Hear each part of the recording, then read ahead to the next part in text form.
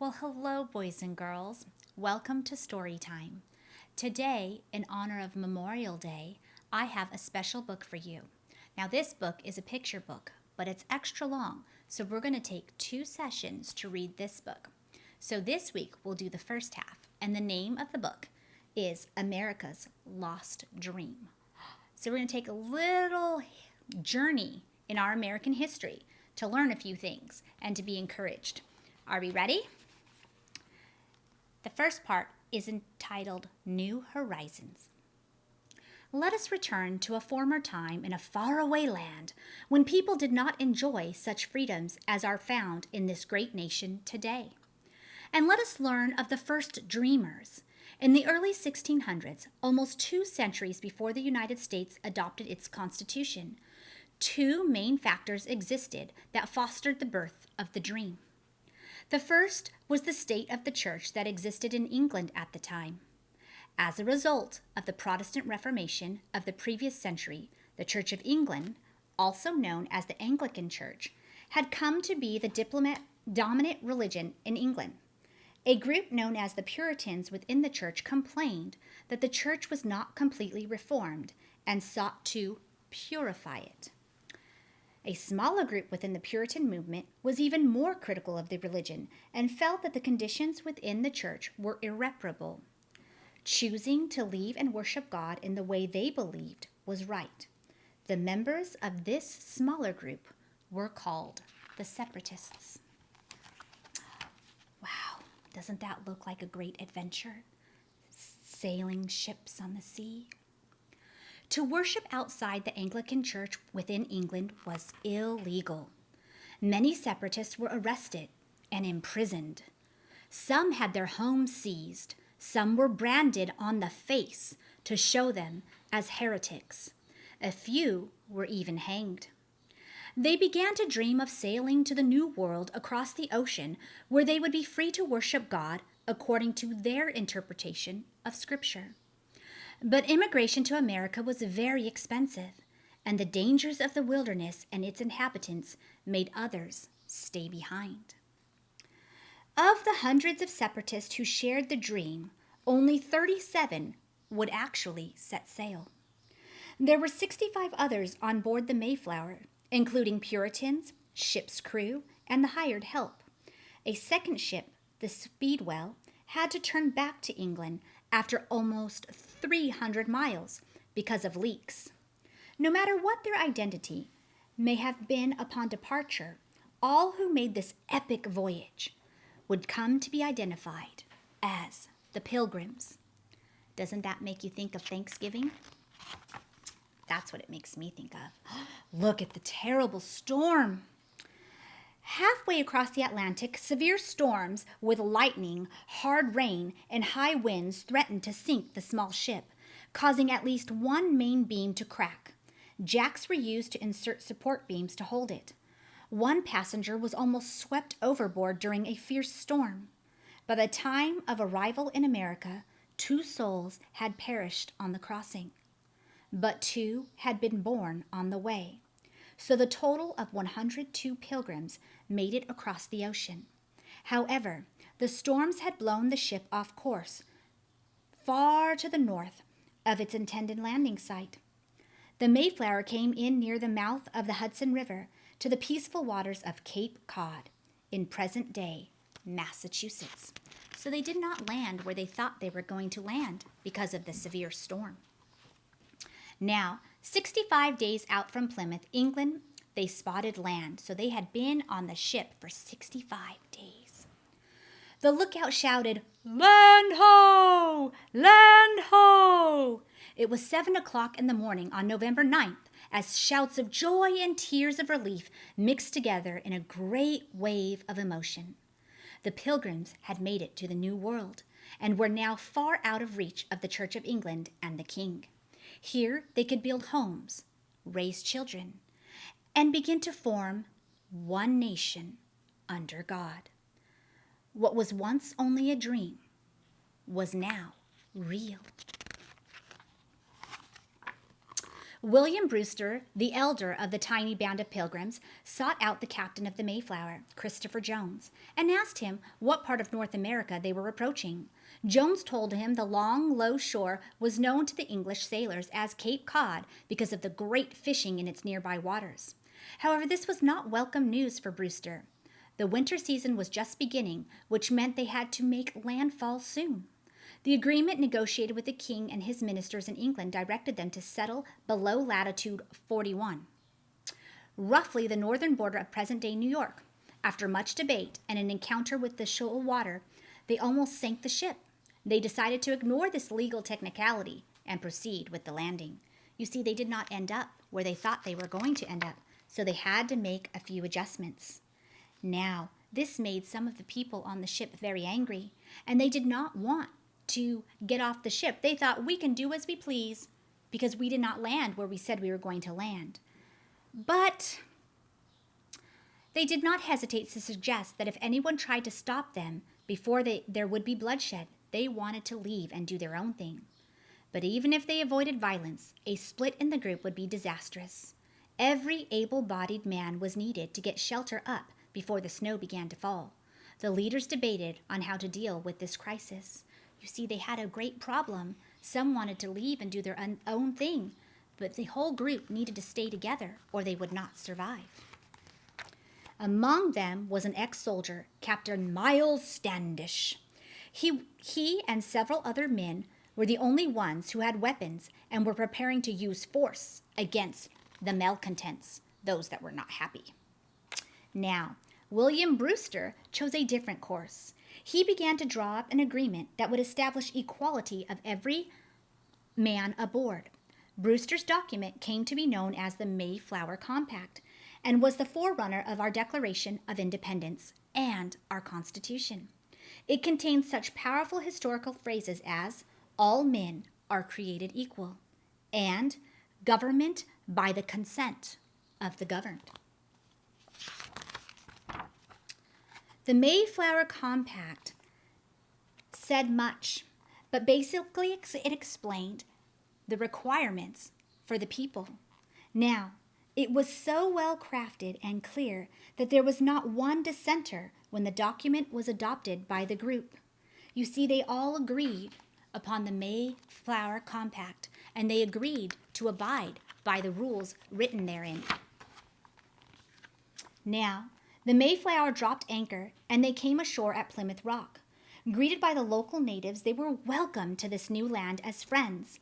Many national historians look upon the Pilgrims' Landing as the beginning point of our nation.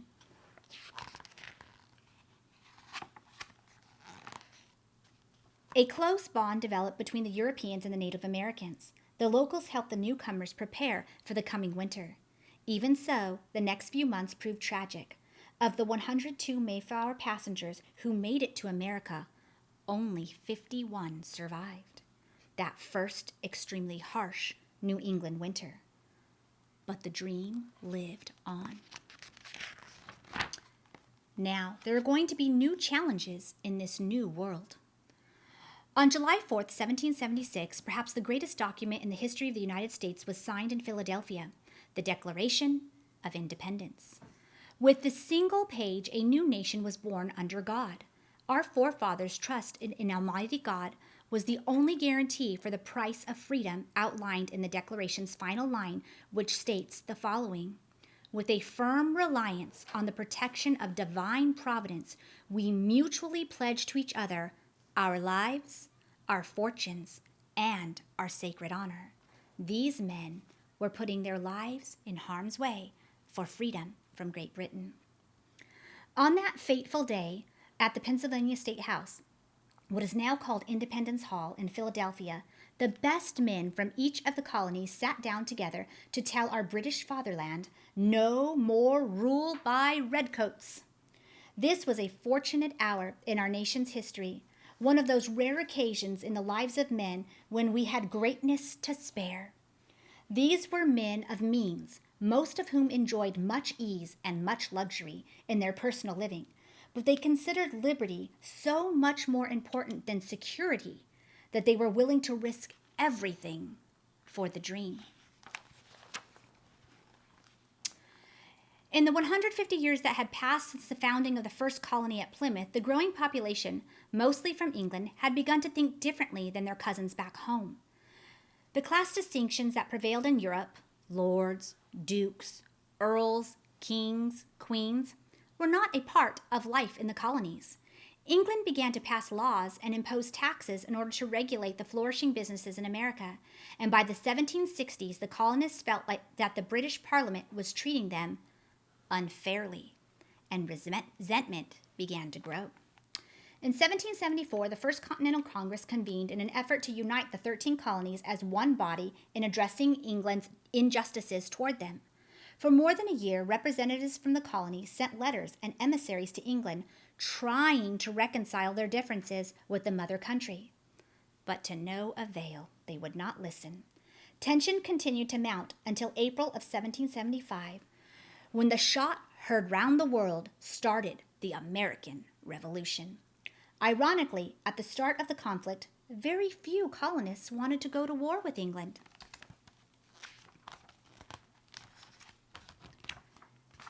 However, the bullying, uncompromising attitude of Britain helped rally more and more colonists to the cause of independence.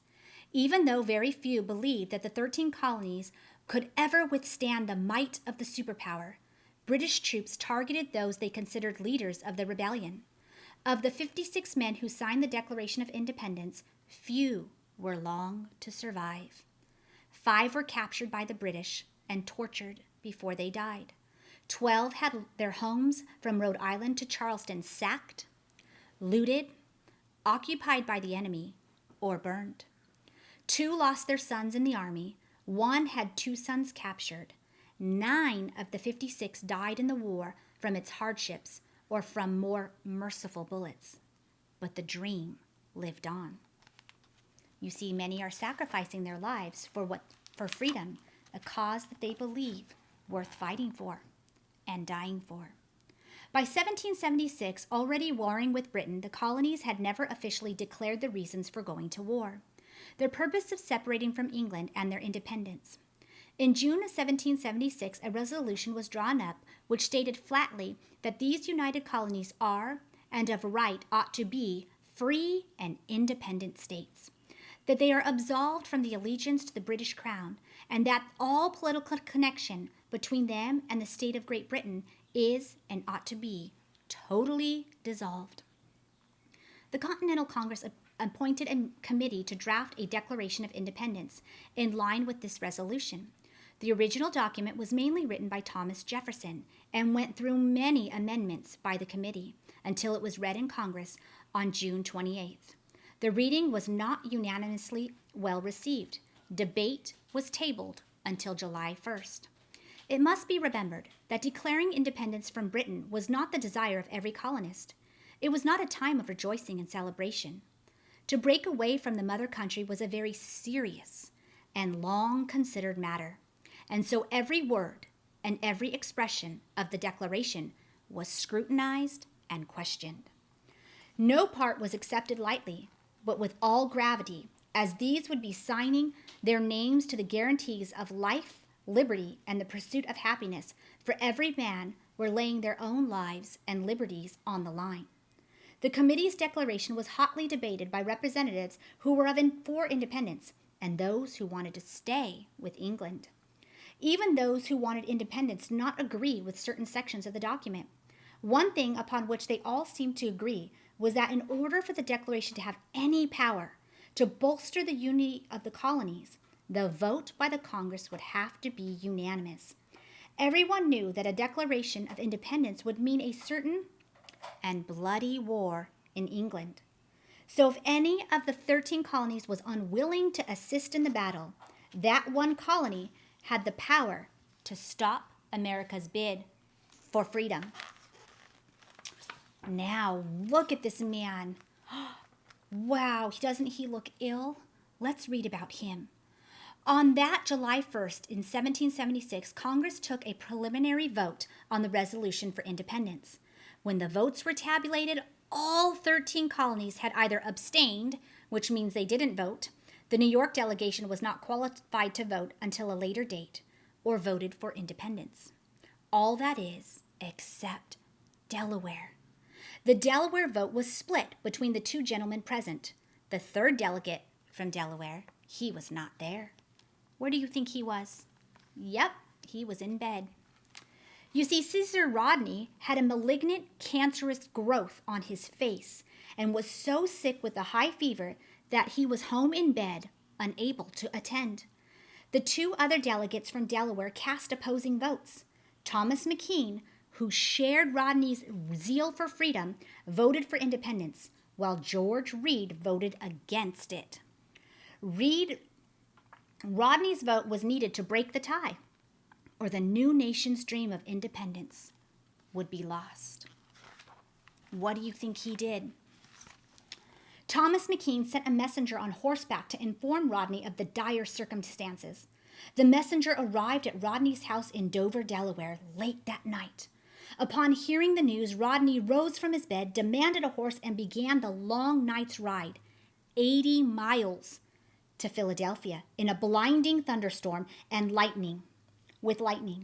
The storm was so severe that the most of the roads were washed out or completely blocked by mudslides and downed trees. But you know what? Caesar Rodney rode on through the dark night and into the morning, changing horses several times. He finally arrived at the Pennsylvania State House, now known as Independence Hall, in the early afternoon, just as a second vote was beginning to be taken.